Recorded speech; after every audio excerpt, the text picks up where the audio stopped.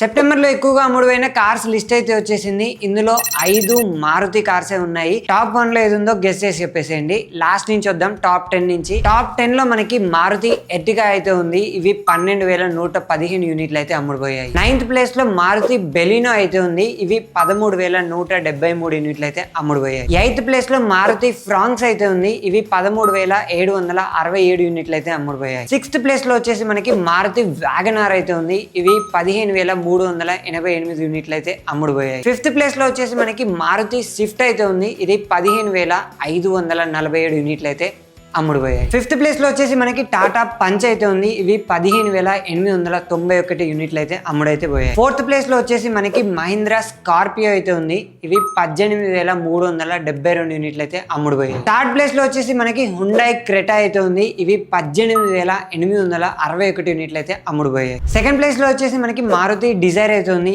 ఇవి 20,038 యూనిట్లు అయితే అమ్ముడైతే పోయాయి. అండ్ లాస్ట్ ఫస్ట్ ప్లేస్ మీరు గెస్ చేశారా? టాటా నెక్సాన్ అయితే ఉంది. 22,573 యూనిట్లు అయితే అమ్ముడైతే పోయాయి. సో ఇవి top 10 best selling cars in September 2025. ఒకవేళ వీడియో నచ్చితే మాత్రం లైక్ చేసి మీ ఫ్రెండ్స్కి షేర్ చేయడం మర్చిపోకండి. మెయిన్గా మారుతి కార్స్ యూజ్ చేసే వాళ్ళకి.